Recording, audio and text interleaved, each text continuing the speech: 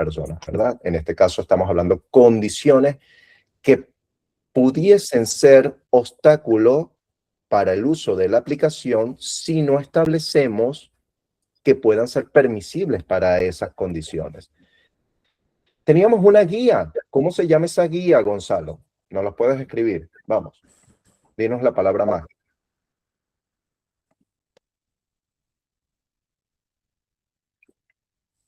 ¿Cuál era la guía?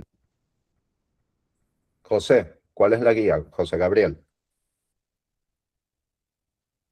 Ah, esa, mía. Uy, pero le quitas el signo de interrogación y sería mucho mejor, ¿verdad? Con toda la certeza del mundo. Entonces, esto representaba una guía y también representaba ¿qué?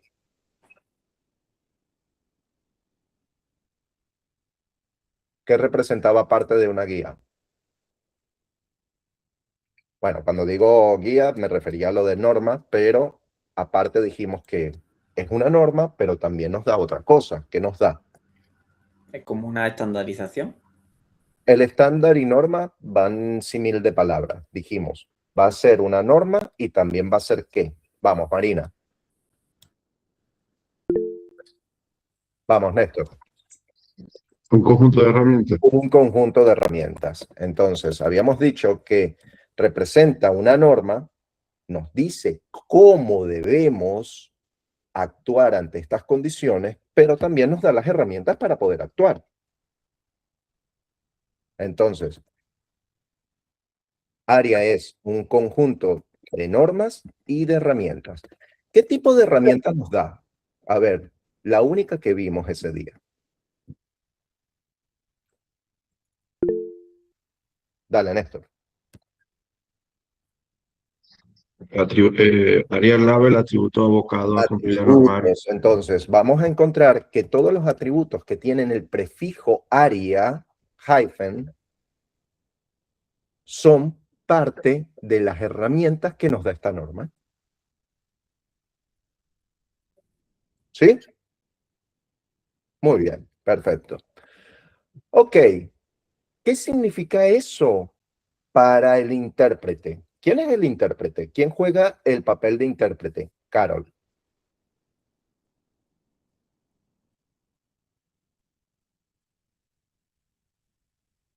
¿Quién dijimos que juega el papel de intérprete? A ver, Matías. El desarrollador.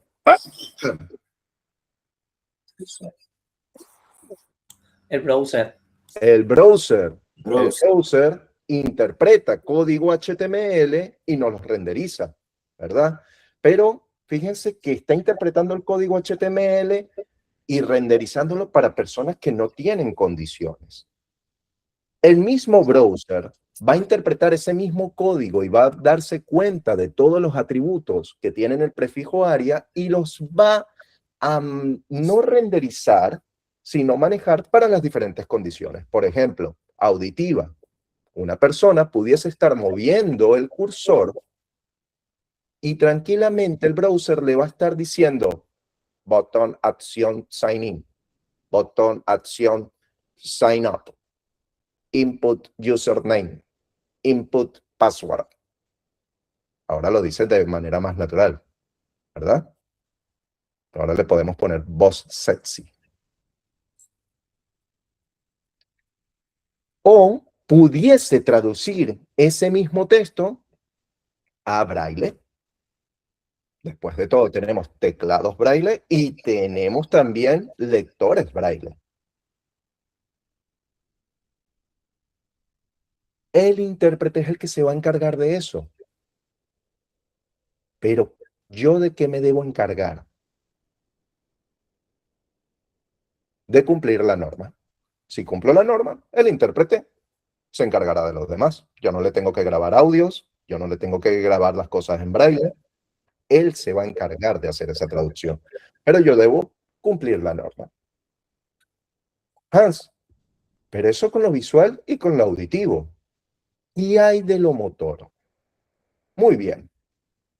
Cuando yo pongo que no solamente el mouse es la única herramienta para poder navegar en la aplicación, sino que puedo usar, por ejemplo, el teclado, pues estoy dando otra forma de poder manejar la aplicación.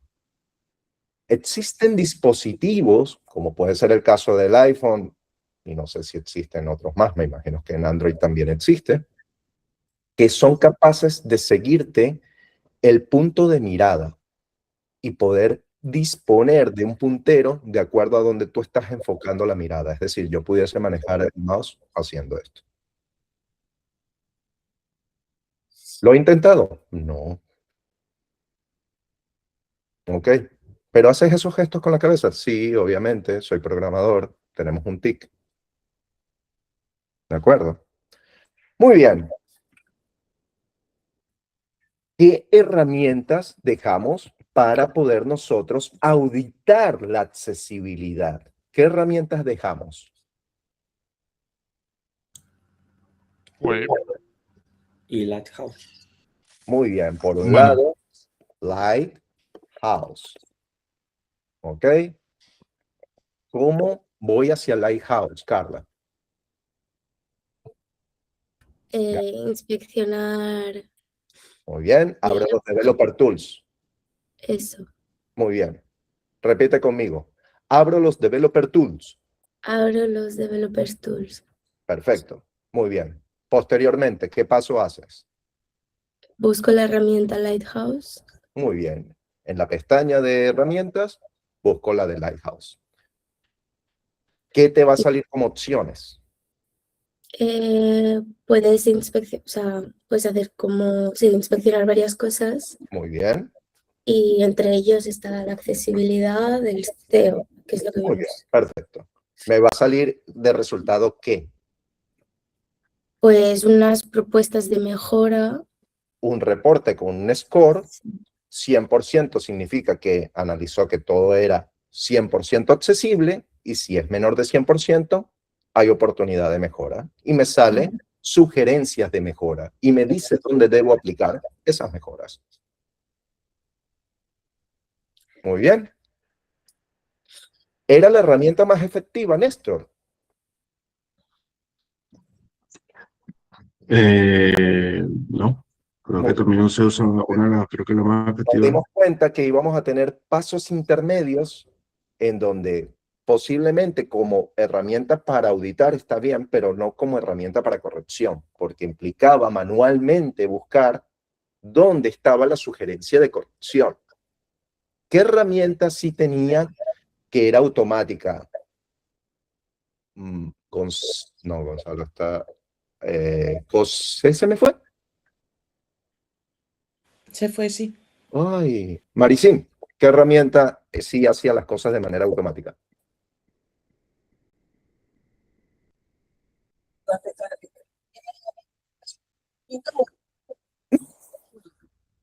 Mira, Wave. Muy bien, perfecto. Ok, accesibilidad done, ¿cierto? Responsive. ¿Qué significaba responsive, Carla García? Que es adaptar a todo tipo de pantallas. A todo tipo de dispositivo. Nos agregaba una palabra en específico que teníamos que tomar en cuenta. V. A ver, Viewport. viewport. ¿Qué significaba viewport? Espera, que me salga. Era la parte que se veía o sea, de la página web, lo que se veía. La pantalla donde se está renderizando la aplicación. Digo, perdón, la pantalla no, la ventana donde se está renderizando la aplicación. En el caso de mobile, entendemos que es lo que estamos viendo en el browser y cubre casi el 100% de la pantalla. Pero en el caso de desktop, nosotros podemos hacer un resize de la ventana y por lo tanto nuestro viewport también puede cambiar. ¿Cierto? Yo pudiese poner un resize muy cercano a 300 píxeles, que es lo que se considera un estándar width de mobile, pudiese acercarlo a 630 píxeles, que es lo que se considera un estándar típico de width de table, y en adelante ya estaríamos en desktop. Fíjense, este concepto va a ser particular porque vamos a enfocar ahora siempre el responsive a un enfoque o una palabra que vamos a ir agregando el día de hoy y se llama mobile first.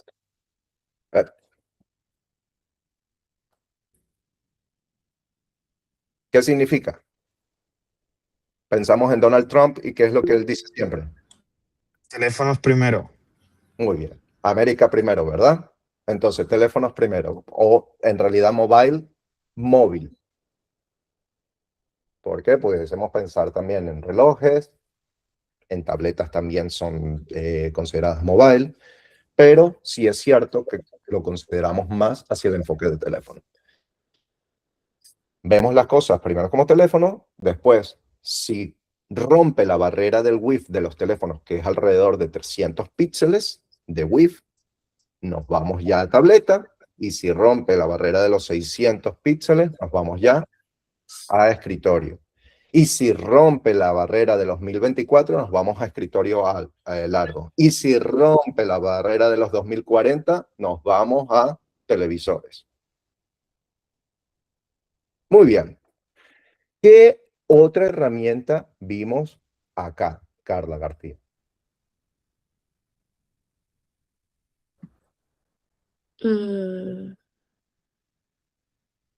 Herramientas. Muy bien, Maricín. Vamos, ¿qué herramienta vimos acá en Responsive?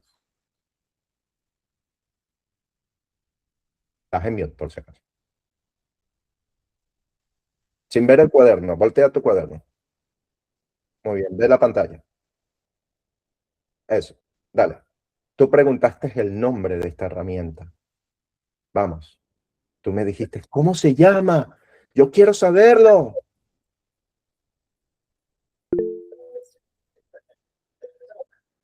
Te doy una pista.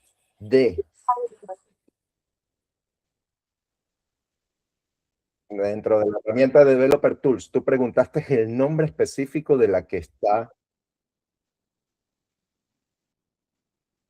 Device. No, el toggle es enciendo o apago. Y entonces lo que te estaba diciendo el tooltip era o encendemos el device bar o lo apagamos el device bar. ¿Sí? Muy bien. Estaba dentro del inspector, ¿verdad? Teníamos el inspector de elementos. Al lado del selector de elementos tenemos el toggle device bar.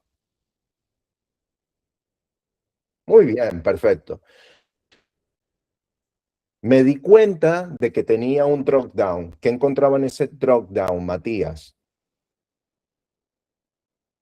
Matías dice mute que encontraba diferentes tamaños de dispositivos customizados. Generalmente nos salen siempre los de la manzanita y también algunos que tienen que ver con Android. ¿Ok?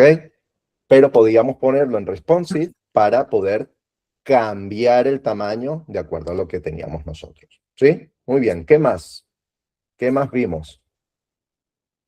Que dentro de la barra tenía como unos pequeños width ya preestablecidos. Y si yo le daba clic a eso, me cambiaba. Y veía estas categorías que les estaba diciendo. Mobile, tablet, desktop normal, desktop large y 4K. Para el de 4K teníamos un truco. ¿Cuál era el truco, Luis? Quitarle zoom. Si reducía el zoom, me iba a aparecer. Si no reduzco, me voy a poner con el puntero. Pero Hans le salía y a mí no. Voy a pedir una mentoría. No, le quitamos el zoom y ya está. Y si no, le preguntamos a la IA. ¿Sí? Muy bien. ¿Dudas? ¿Preguntas con la parte de responsive? Yo tengo una duda, pero esto ya es curiosidad mía personal. Muy bien. Cuéntame. Supongamos que yo estoy desarrollando una página web o algo así, digamos que algo para un abogado, por decir algo, o un restaurante, lo que sea. Hay ciertas páginas web que es más fácil o más accesible si lo miras desde un teléfono o desde un iPad, ya por el tema de la comodidad. Para esas clases de páginas web, es mejor hacerlo todo orientado a dispositivos pequeños. Con el concepto de Mobile First vamos a intentar verlo de que todo lo vas a tener que orientar a dispositivos pequeños.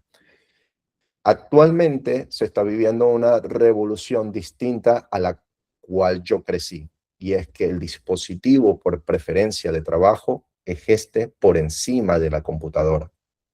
La gente cuando piensa en navegar o utilizar una aplicación web, piensa directamente en el móvil y no en la computadora. Es diferente porque yo crecí más bien en la era de la computadora first. Era como que esto representaba un segundo plano. Depende de la cuota de mercado a la que tú quieras apuntar y cuáles sean los requisitos que se estén preestableciendo. Yo trabajo para una compañía americana que hace un producto de exploración de sistemas de energía como pozos petroleros. El primer proyecto que hice lo hice orientado a que fuera totalmente responsive. Entonces, iba para una cuota de mercado de personas naturales. Su principal herramienta es el teléfono. Pero actualmente realizo otro proyecto y ese proyecto va enfocado a personas del sector comercial. Su principal herramienta es la portátil. Entonces, dependiendo del enfoque de producto, pues cambiamos la estrategia. ¿Sí? Muy bien. Néstor. Una pregunta. En la clase pasada nos tengo la duda. Pensé que pertenecía a Responsive de los Media Queries. Y discúlpame si lo digo mal. Readable. Lo de que era legiblemente leíble. Muy bien. El concepto de legiblemente leíble no es un concepto asociado únicamente a responsive. Lo dijimos que era todo lo que involucra que yo le pueda poner un nombre. ¿Qué cosas de hoy en día sabemos que le podemos poner un nombre? Aparte de, por ejemplo, una clase o un selector CSS del tipo clase. ¿Qué otras cosas le puedo poner un nombre? De las que conozco. A un div, por ejemplo. ¿A un div directamente o a qué atributo del div? Al hijo, a un atributo. ¿A qué atributo? Pero ¿a qué atributo? Porque están nombrando cosas que no le puedo cambiar el nombre. La palabra div, la etiqueta div, yo no le puedo cambiar el nombre. Hay un atributo que sí que puedo customizar. Y yo te estoy preguntando es qué atributo vas a cambiarle. Pues no sé, el tamaño, por ejemplo. O no sé. O sea, estamos hablando de nombre. Si Sí, yo le ¿no? tengo que poner el valor de un nombre y estamos hablando dónde pongo el valor de ese nombre como atributo del elemento HTML, ¿qué atributo? Vamos. No era imagen. Deflex. Me acuerdo. Chicos, por ejemplo, la ID. Vale. Ahora te entendí. Estoy preguntando el nombre del atributo donde yo puedo poner el nombre, ¿cierto? Si pusimos el ejemplo de clases, yo puedo poner un nombre. El ID, por ejemplo, es otro atributo donde yo puedo poner un nombre. Eso lo puedo customizar. Si yo hago que el nombre sea legible, pues no tengo que evaluar todo el contexto para saber que me estoy refiriendo a algo.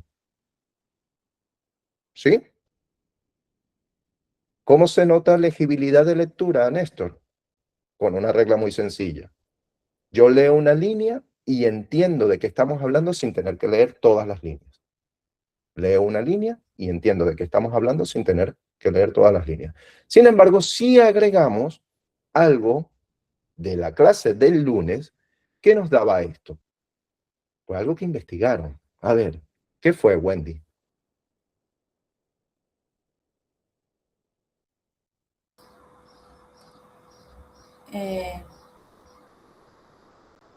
No entendí exactamente a qué. Te doy una pista.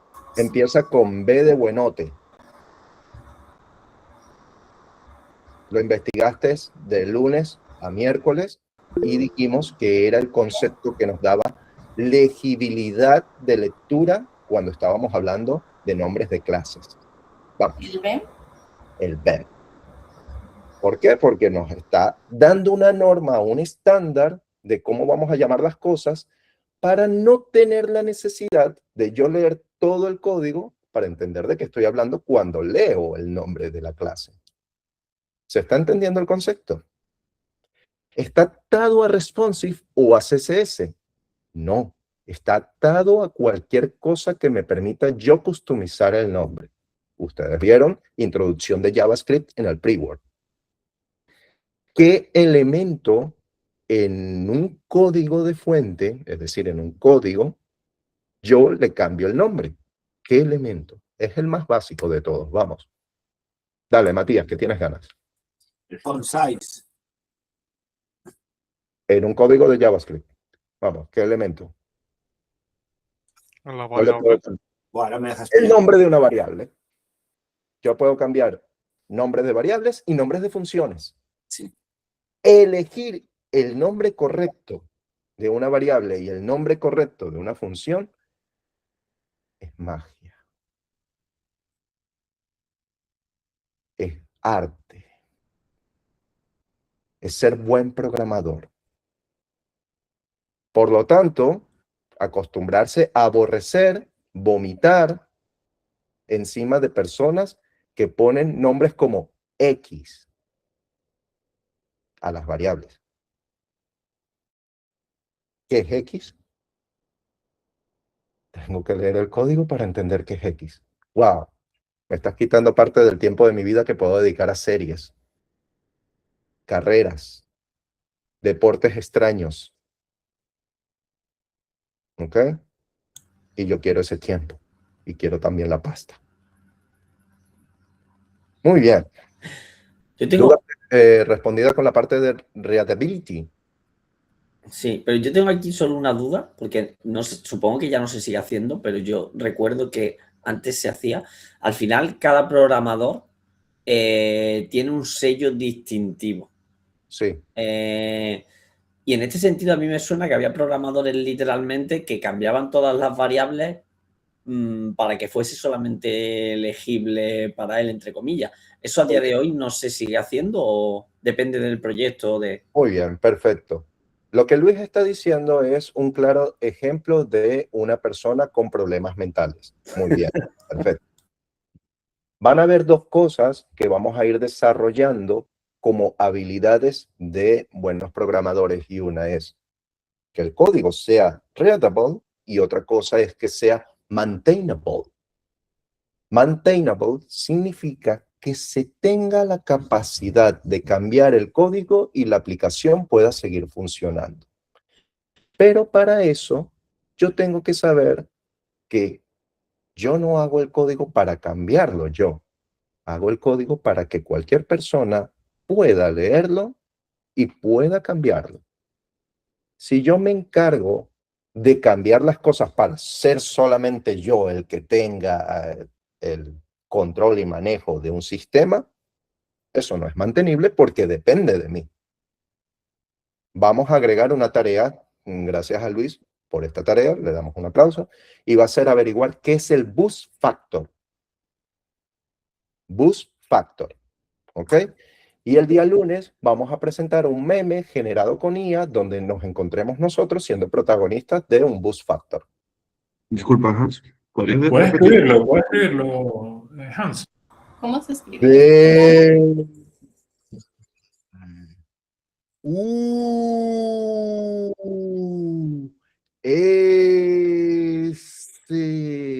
Bus, de autobús.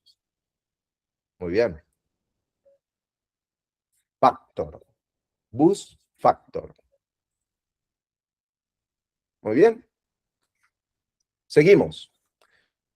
Tailwind. ¿Qué era Tailwind? No se lo note, Sandro.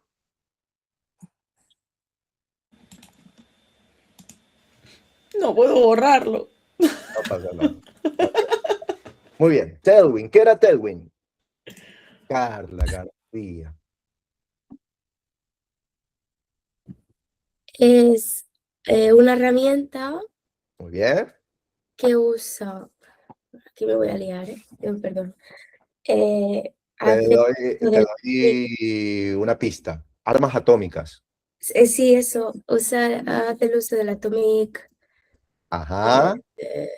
Atomic, Bueno. ¿qué? Dale. Lo tienes ahí. Pero no sé, eran como... Ay, no me sale.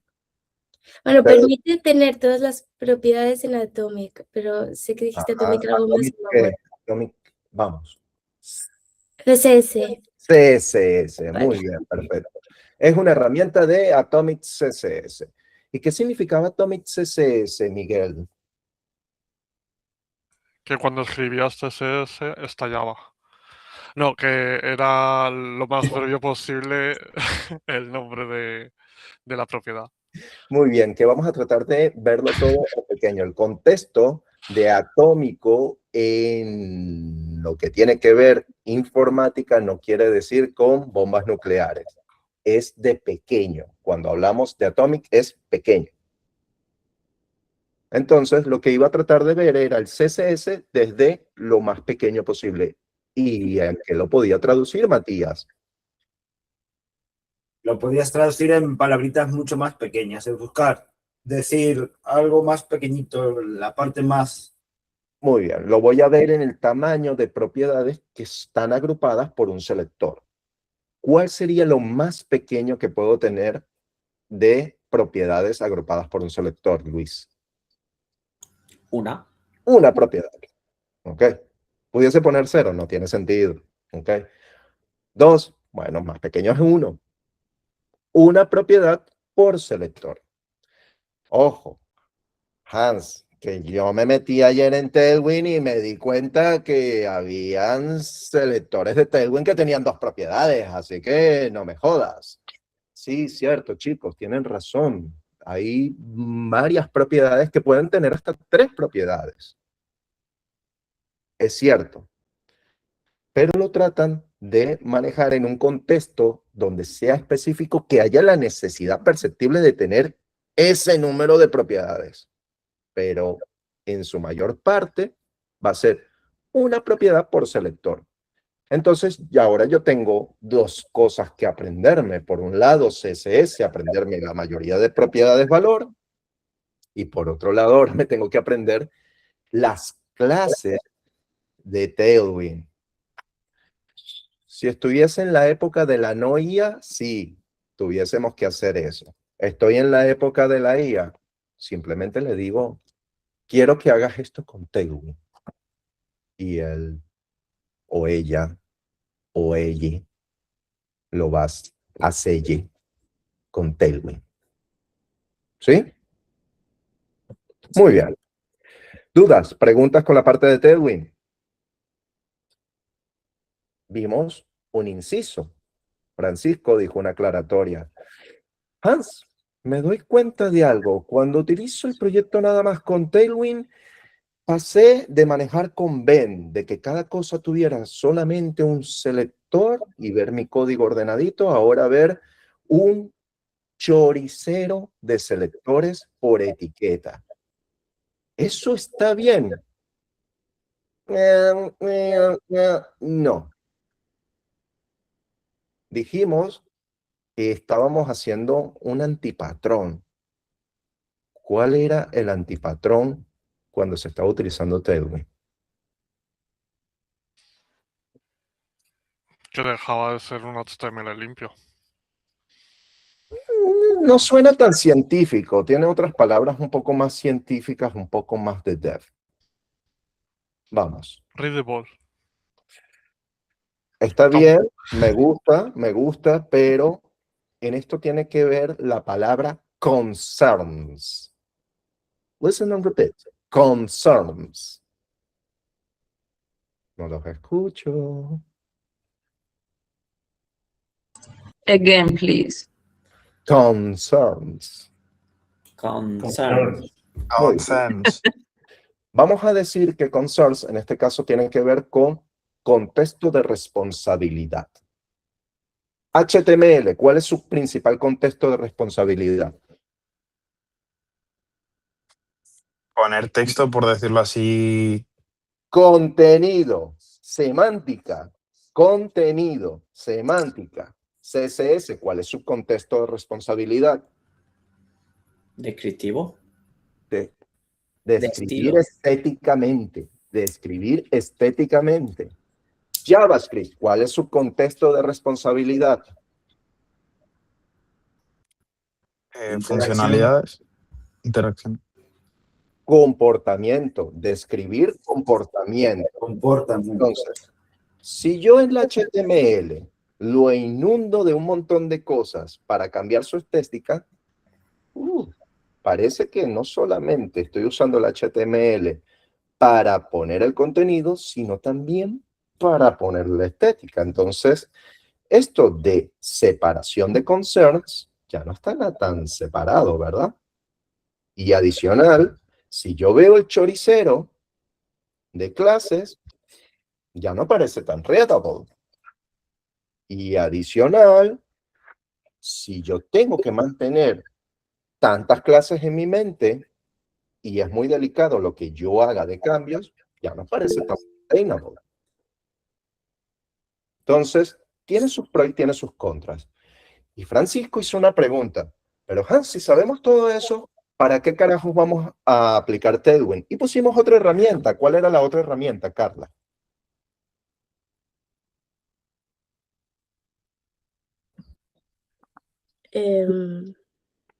Pues no lo sé. Muy bien. Te doy una pista. Stay.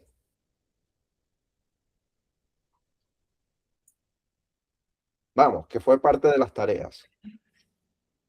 Fue una tarea que se les dijo, curucuchucuchear esta página. Ah, no me acuerdo del nombre. Conchis, no pasa nada. Maricín te va a echar una mano.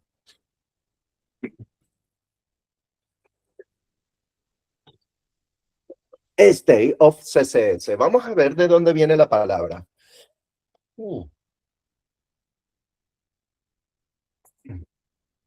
Chicos, en el mundo hay países democráticos. ¡Tachán! Sí, es una sorpresa en esta época, ¿verdad? Bueno, alguna vez hubo un país democrático en América del Norte llamado Estados Unidos. Y anualmente el presidente daba un discurso llamado State of de la Unión, State of Union. Ese es un discurso donde se hace una declaración de cómo va el año de gobernanza de ese año. ¿Ok? Simplemente es una evaluación de cómo fue el año y los resultados. ¿Y qué fue lo que vimos cuando vimos State of CSS? Que Tailwind en el último año era el que más se Era utilizaba. una evaluación estadística de cómo iba el sector de CSS de ese año. Vieron que estaba repartido por años. Y yo elegí el de 2025. Porque en el de 2026 me pide que yo llene datos, no que vea los datos. Es decir, se está llenando actualmente. Yo veo el del año pasado. Y lo que veo son estadísticas. ¿Y qué estadística fue la que agregamos para este caso?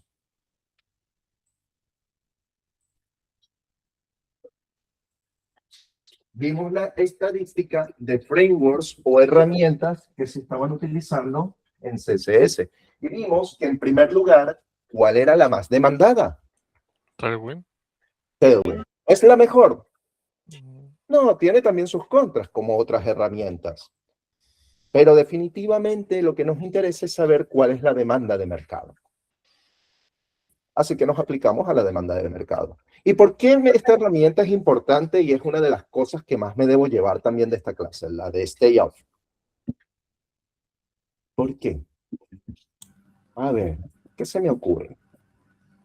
Porque gracias A ver, vamos, peléense allí. Porque gracias a ver eso, tendremos nosotros también que ir informándonos si cambia y adaptándonos. ¡Wow! ¡Dios, Luis!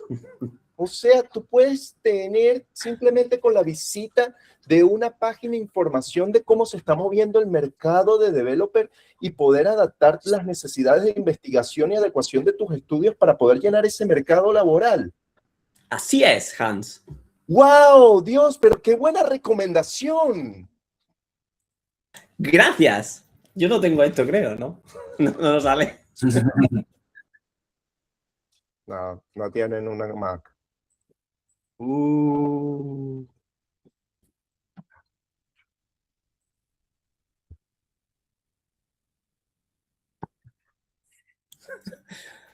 Te castigó Dios. Vale, sí.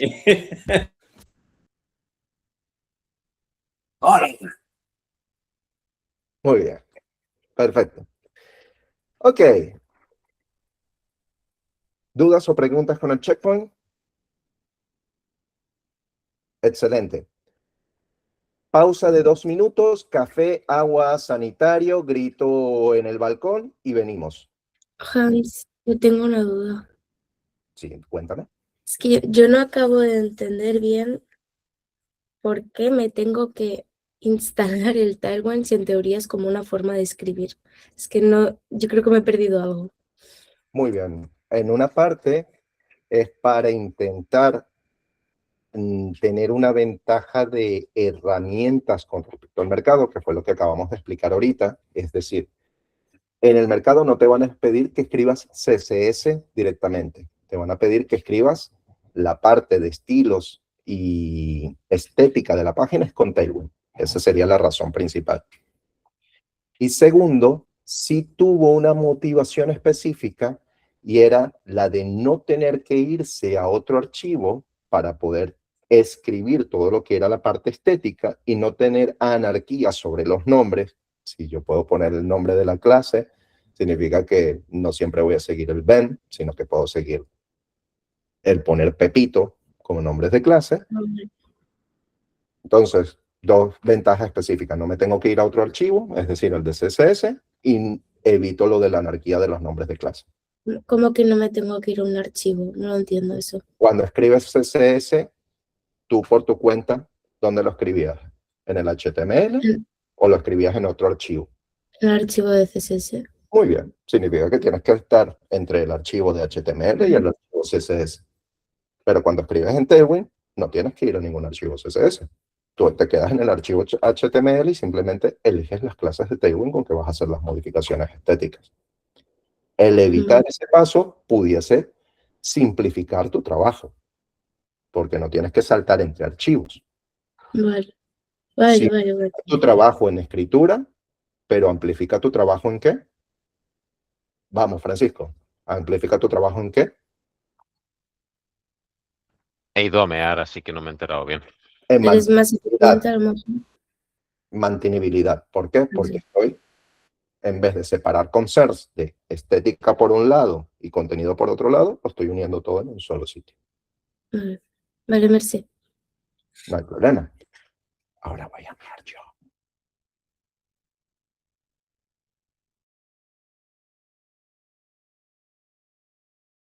Aprovechemos todos. Podéis ir en paz, pero volvéis en 2 minutos.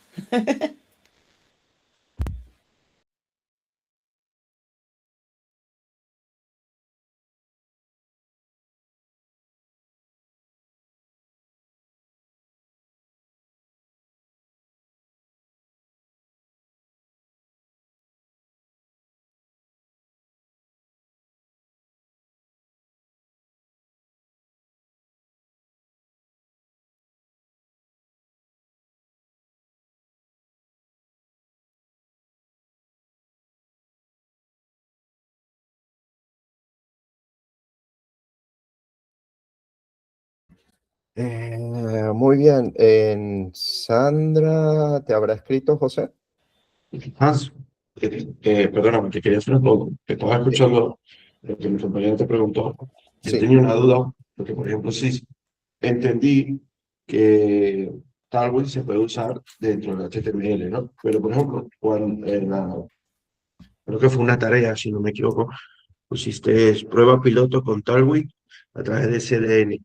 Y esa parte no la entendí porque pones como un script y ponen CRC, o sea, es como que si añadieras Tailwind como si fuese un CSS, una carpeta CSS. Muy bien, muy buena pregunta, Néstor. Ok. Vámonos acá para poder explicarlo un poco mejor en lo que venga todo el grupo, ¿sí? Dejemos que venga todo el grupo y te contesto esa pregunta. Muy bien. Muy bien. Ah, gracias, Carmen. Ah, vale, ya te comento ella. Te estaba escribiendo por Slack. Pero alguna cosa se ofendió porque dije Gocho, él mismo dijo que le podíamos decir Gocho. No, ha sido porque como él empezó más tarde, pues no ha podido coger al grupo. Y para que no le afecte esto y pueda tomar el curso desde el inicio, que está un poco perdidillo, para que pueda retomarlo a partir de Pero septiembre. si yo le iba a enseñar a los golpes. Ha sido para que pueda reforzar el pre-work porque no lo tenía completo y claro, pues eso es lo que facilita también que puedan estar en sintonía con la clase y demás, pero no ha sido por otra cosa. Bueno. Chicos, cuando se ofendan, por favor me dicen primero, ¿eh? Oye, me ofendí. Muy bien, disculpe. Como te decimos, Calvo, me ofendí. Calvo malvado. Sí. ¿Te ofendiste, Carol? ¿En serio? No, es molestando, no. Cuando me ofenda doy quejas, no te preocupes. No, pero antes que te quejes me dices, concha, mira, Hans, yo solamente les guardaré rencor en mi corazón, pero de allí no pasa. ¿Ok? Chicos, vamos conectándonos, vamos.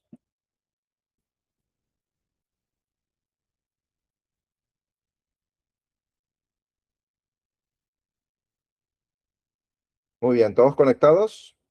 Wendy, ¿estás? Sergio, ¿estás? Carla, ¿estás?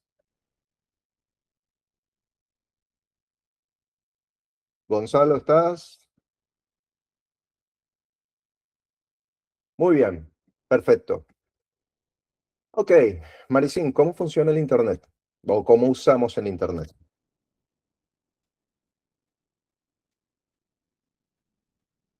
Sí. Muy bien, para niños. Estás mirando ahorita un niño de 6 años y él te replica inmediatamente esta frase diciendo, ¿y qué es una petición?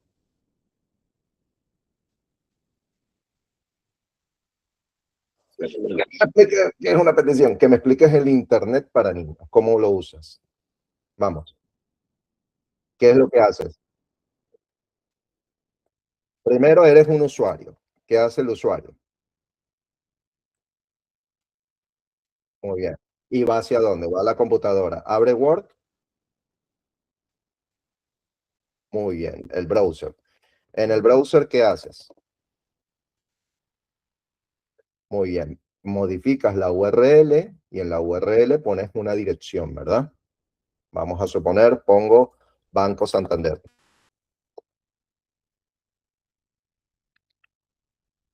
Muy bien. Entonces puse bancosantander.com. Esto viaja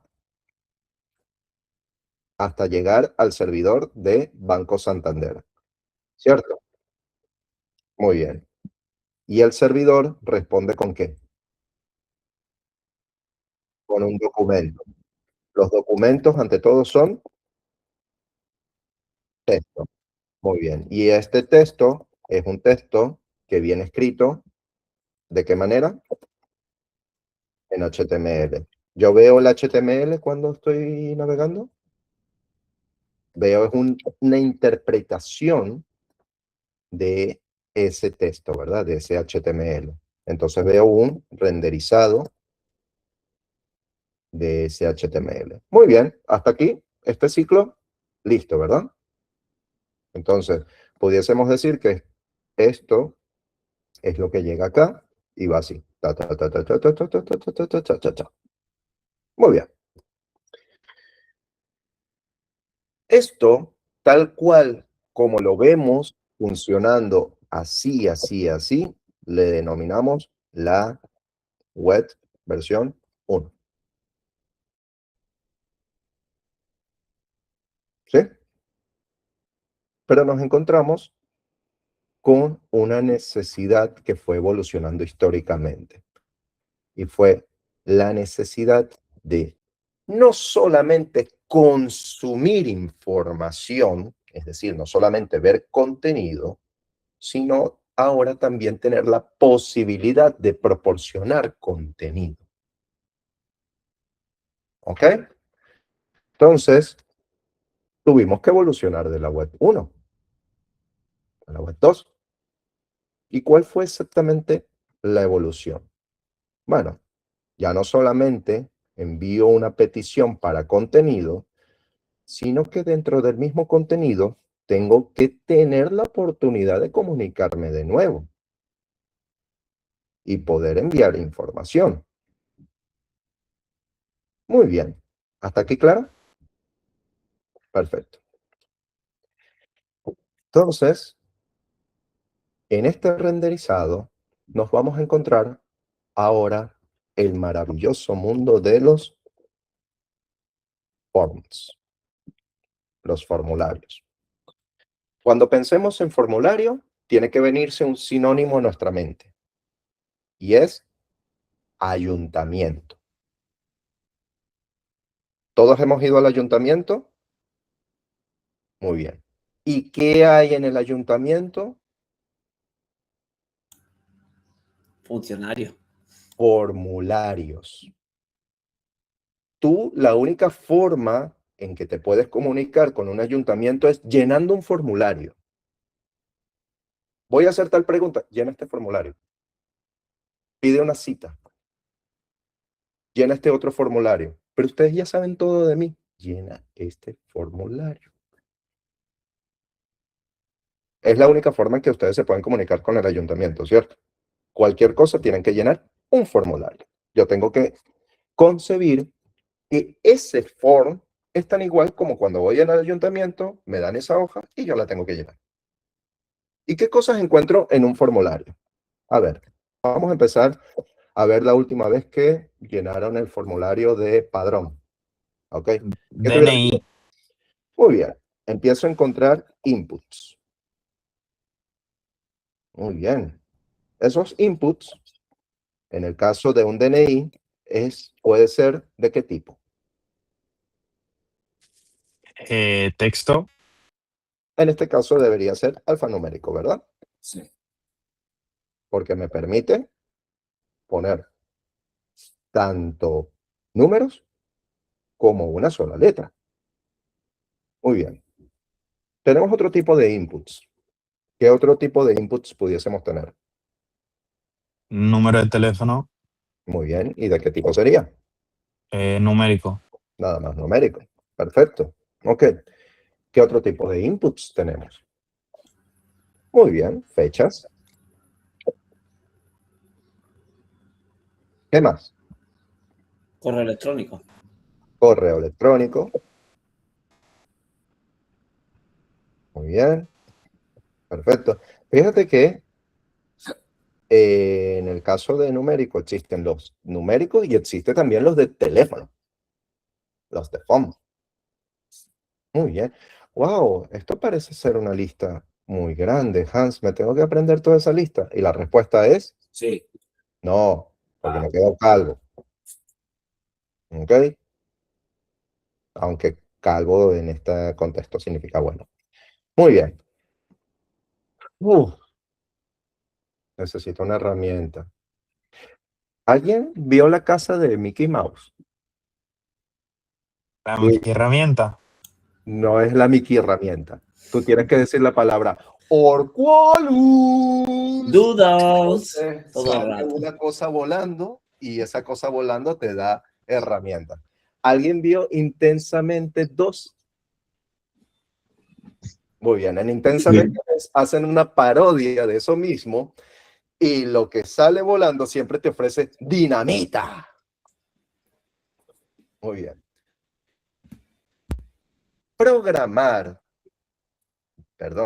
Ser programador no implica saber escribir siempre el código.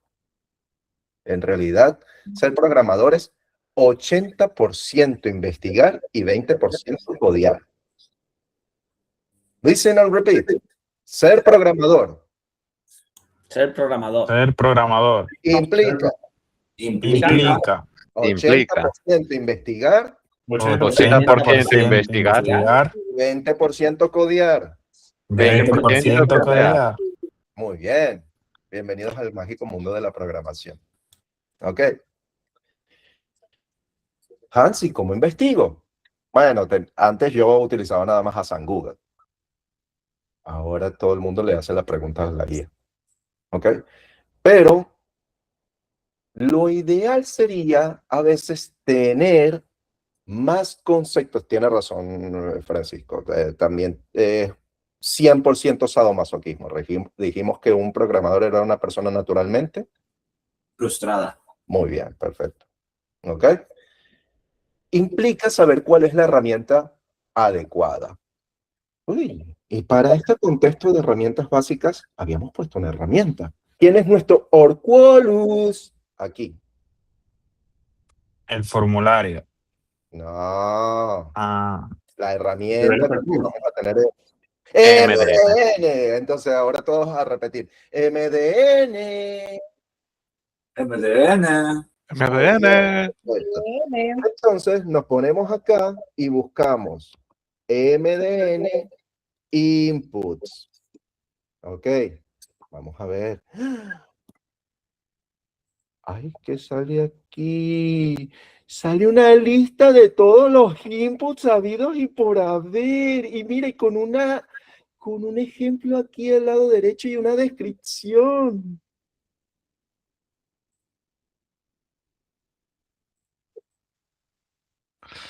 Y hay un botón de jugar. Y hay un botón de jugar. A ver, mira, hay un input file. Entonces, si yo le doy clic aquí, a ver qué hace.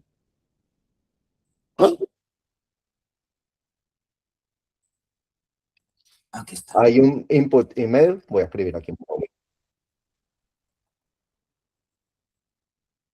Vamos a ver. No hace nada. Muy bien. Hay un input date time. Hay un input date. Chancholes. Hay un input de color picker. Checkbox. Button. Wow. Oh my God.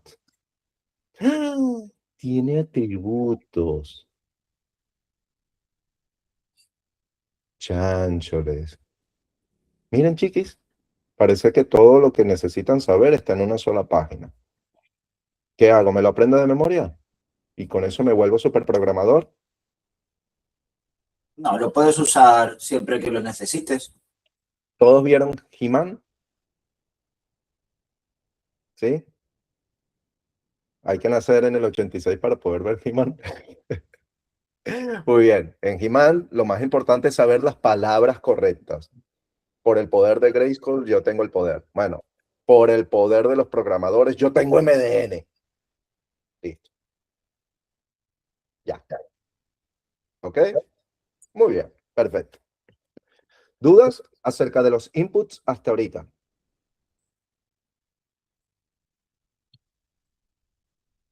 Ninguna. Entonces, tengo la palabra input. A ver, cuéntame, Néstor. No, leyendo lo del curso, el temario, Sí. en el input creo que había algo así, placeholder, que se confunde con una etiqueta, algo así. Todavía no hemos llegado a ese punto. Muy bien. Adelante, Lo que más tengo que saber acá es que tengo diferentes inputs y esos inputs tienen un atributo llamado type. Y en type es donde yo pongo si es un botón, si es un checkbox, si es un color. Si yo le doy aquí a play, me voy a dar cuenta que este input es del tipo botón, que este input es del tipo checkbox y que este input es del tipo color. Y ya automáticamente lo que hace es cambiar qué tipo de selector me va a mostrar. Particularmente, nos hemos acostumbrado mucho en la industria en general, en a veces no tomarle o prestarle atención a esto. Por ejemplo, ponemos como que, bueno, pongo un input de texto y le digo al usuario que debe poner el formato de una fecha. Pudiese estar bien, pudiese estar mal. Muy bien, vamos a decir en qué parte no está mal, en qué parte no está bien. ¿Pudiese poner un input de texto y decirle al usuario que tenga que poner su fecha de esta manera? Y la respuesta es sí, pudiese ser. ¿Ok? Ahora, ¿dónde estaría mal? ¿No se han dado cuenta de que cuando van acá en el teléfono, los selectores de información tienen otro comportamiento?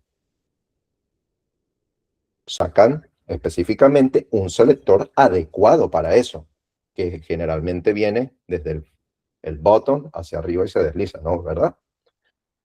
Si veo, por ejemplo, un input del tipo numérico, no se me presentan letras en el teclado, se me presenta nada más el teclado numérico. Muy bien, eso lo podemos tratar de controlar poniendo el tipo adecuado. Perfecto. Atributos adicionales. Siempre tenemos atributos adicionales. Uno puede ser el placeholder. Nos vamos para acá.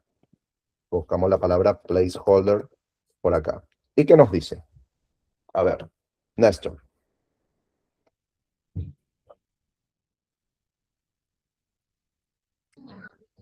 ¿Qué quiere lo traduzco? Si quieres, o lo puedes también decir en Test that appears in the form control when it has no value set. Texto que aparece en el control del formulario cuando no tiene un valor seteado. Nos imaginamos un input y en ese input le queremos decir, hey, tú, ser mortal que viniste al ayuntamiento, aquí debes poner tu nombre. ¿Qué debemos modificar para que eso salga? ¿Qué atributo? Label, puede ser. Placeholder. Placeholder. Muy bien. Vamos a ver un ejemplo. Le doy aquí run. Le cambio aquí. Pongo test. Muy bien. Le pongo acá. Ahora pongo aquí placeholder. Pongo aquí. Hey, Matías. Esto es un placeholder. Vamos. Hacemos aquí run de nuevo, a ver. ¿Murió? Muy mal.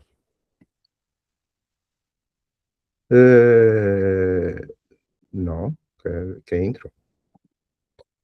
Vamos a darle aquí a refrescar. Ahí está. Eso. ¿Es un valor? No, no tiene valor seteado. Es simplemente una especie de etiqueta medio transparentosa que permite darle instrucciones al usuario. Hans, ¿serían los únicos atributos que debo aprenderme? Posiblemente no. ¿Qué es lo mejor que puedo hacer ante esto? Curucuchuchear esta página. Entonces, tarea número 4 del día. ¿Qué debo hacer? ¿Qué debo curucuchuchear? ¿Todo MDN? Input. Muy bien. Y jugar un poco. ¿Me los debo aprender?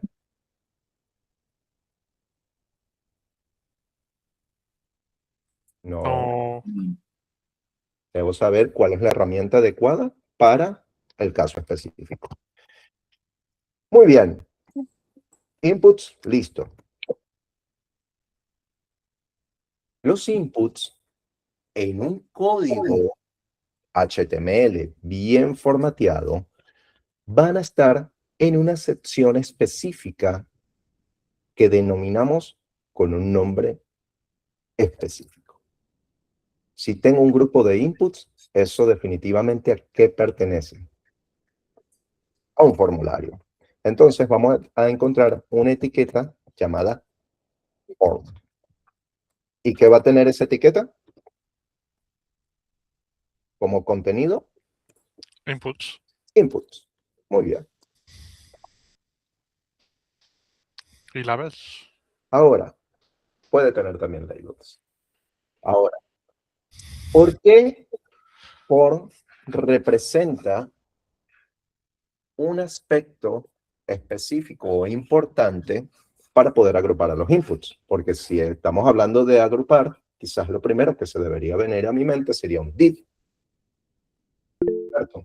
Pero, ¿cuál sería el valor agregado por el cual yo voy a poner el for? Vamos a ver, Giancarlo. Más que nada para hacer el HTML más semántico, para que sea más leíble y legible. Sí y no. En realidad no es por eso. Vamos, Carla. Por accesibilidad. No. Vamos, Para- Luis. Para que el usuario interactúe con, en este caso, la página web, ¿no? Para que el usuario pueda meter información. Muy bien. Casi, pero vamos a tratar de explicarlo para mortales. Cuando dimos el repaso de cómo estábamos consumiendo información, nosotros nos encontramos en este punto y tenemos el formulario. Pero ahora tenemos que controlar que del formulario, es decir, dentro del renderizado tengo el formulario. ¿Sí? Y ahora tengo que tratar de calcular que desde el formulario yo tengo que enviar información. ¿Y a quién le envío la información? Al servidor. A un servidor. Muy bien. Entonces, yo pongo que soy un usuario. Mi primera opción fue haber puesto una URL. Esa URL apunta a la dirección de un servidor. Me comunico con ese servidor. Me envía un documento. Está en formato, está como texto, pero en formato HTML. El browser lo renderiza. Veo inputs. Relleno los inputs. Y finalmente, esa información no es para que se quede allí, en el renderizado. Es para volver a enviarla a un lugar. Entonces, yo la quiero enviar al servidor. Muy bien. Cuando yo hago la pregunta de cómo funciona el Internet, ustedes siempre me contestan hago una request, hago una petición. Muy bien, porque sabemos técnicamente cuál es la palabra que se utiliza entre este paso y este paso. Dijimos que esa petición era específicamente con un protocolo y que manejaba dos parámetros. ¿Qué es lo que maneja? A ver, vamos. HTTP GET. Muy bien. Primero que nada es una petición HTML. Bueno, HTTP GET. Muy bien. Y maneja HTTP va a manejar dos parámetros. ¿Cuáles son esos dos parámetros? Método get y Muy el bien. método post. Vamos a repetir ahorita los dos parámetros. Repitan esto conmigo. HTTP. HTTP. 2. Y hagan estos cinéticos conmigo. 2. Boss. ¿Con quién me comunico? ¿Quién me comunico? ¿Y cuál es mi intención al comunicarme? ¿Y cuál es mi intención? Volvemos a repetir. HTTP. HTTP. 2. ¿Con quién me comunico? ¿Con quién me comunico? ¿Y cuál es mi intención al comunicarme? ¿Y cuál es mi intención al comunicarme? Muy bien. ¿Con quién me comunico? ¿Qué es? Una URL. Una URL. ¿Y cuál es mi intención al comunicarme? Es ¿para qué me comunico? Get, en este caso, el método. Vamos a tener diferentes intenciones cuando me comunico. En este momento vamos a aprender dos. Son varias, pero en este momento vamos a aprender dos. ¿Ok? Primera, solo lectura. Me comunico con el método get. Segunda, agregar información. Me comunico con el método post. ¿Sí? Sí. Muy bien, perfecto. ¿Puedes repetir? HTTP. 2. HTTP, 2 parámetros. Get. ¿Con quién me comunico? Me comunico. ¿Y cuál es mi intención? ¿Cuál es? Sí. ¿Cuáles son las intenciones que estamos aprendiendo el día de hoy? Get y post. Get y post. Muy bien. Get, ¿para qué lo usaba? Vale. Para Captura. recibir cosas, para enviar información. No. Agregar información. Agregar información. Perfecto. Muy bien. Entonces, el formulario, principalmente, lo que me va a ayudar es simplemente para poner esos 2 parámetros. Hacia dónde se va a comunicar y con qué intención se va a comunicar. Hacia dónde se va a comunicar y con qué intención se va a comunicar. Volvemos a llamar MDN. MDN. Muy bien. Y entonces acá buscamos a form. Me voy a form. Vamos aquí. Form. Elementos. Form. Muy bien. ¿Y qué veo acá en este ejemplo que me dan los amiguitos en la línea 1? ¿Qué veo? Pone el método get. Pone método, lo reconozco, ¿verdad? Y tiene la palabra específica como valor get. Significa que ahí tengo que poner el método. ¿Qué otro parámetro me falta? Acción. La URL. ¿Veo un atributo que diga URL? No. Pero hay un atributo que ahorita está vacío. ¿Cuál es? El action. Action. En el action yo voy a poner justamente la dirección del servidor con que me voy a comunicar. Vamos a ver un ejemplo. Quiero ver la comunicación de este renderizado con un supuesto servidor. ¿Cómo lo hago? ¿Con qué herramienta podré hacer eso? Muy buena pregunta. Giancarlos, ¿con qué herramienta lo hago? MDN. No. Ah. El Developer Tool. Pregunta. Estoy en el renderizado. Sí. Me voy a comunicar con un servidor. Y yo quiero ver esas comunicaciones. ¿Cómo lo hago? Con lo de network. Muy bien. Oye, Hans, ¿y qué tal si usas Network de los Developer Tools? Toda la razón, Carlos. Muy bien. Me voy acá, me voy al Network. Muy bien. Estoy aquí en el Network. Y voy a hacer una prueba. Voy a escribir ahorita Hans. Muy bien. No sucedió ningún cambio aquí. Voy a poner aquí hansaparicio@gmail.com. Muy bien, perfecto. Y ahora le doy aquí este botón. ¡Ping! A ver, vamos a ver. ¿No sucedió nada? Ya va, le doy.